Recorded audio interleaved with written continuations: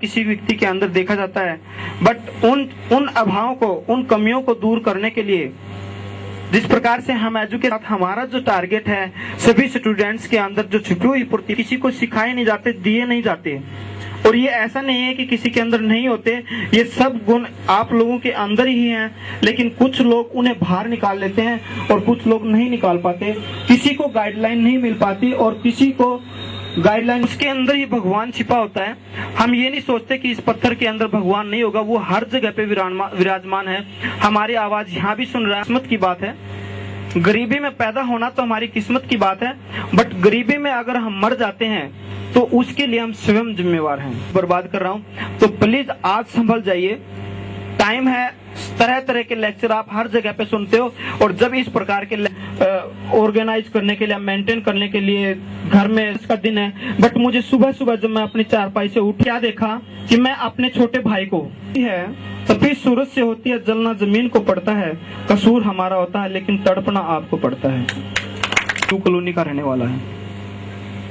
और जब पंकज से पूछताछ होती है, इंक्वायरी होती है, तो वो तो उसी प्रकार से जब हमारे ट्रेनर ने मुझे लास्ट 7वें दिन जब मुझे ये पूछा कि आप एक बार खड़े होके बताइए कि ये लोग 7 दिन से जाग रहे हैं, और उनसे पूछा गया कि आप कितने घंटे सोए थे, तो किसी ने कहा 1 घंटा, किसी ने, बड़े बच्चों के लिए नहीं, बड़े लोगों के लिए नहीं है। उसका रीजन सिर्फ केवल ये है, मिले वो चाहत है, जो चीज मांग कर मिले वो मन्नत है।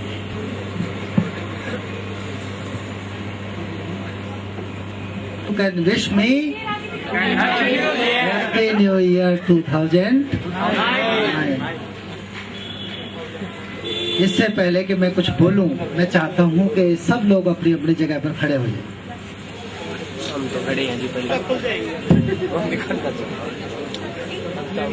सब निकालेंगे। जरूरत हो तो याद दिखाई दे।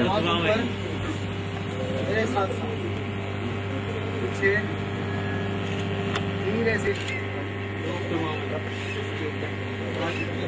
दिल से दर्द मत पाए। Thank you very much. सोए ना दूसरों को सोने दे। विवेकानंद जी कहते थे कि जब तक आपको अपना लक्ष्य प्राप्त नहीं होता तब तक आप जागते रहो और चलते रहो।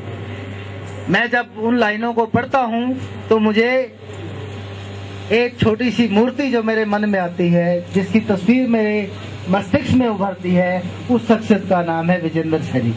और मैं एक इसी तरह बहुत सारे यंग बच्चों से बात कर दे सकते हैं, तो आगे से मैं सवाल करना बंद। कविता, जिंदगी एक कविता है ब्यूटीफुल। क्योंकि दुनिया के अंदर जितनी भी जनरल नॉलेज की बुक्स हैं कविता, वो उन लोगों के नाम है।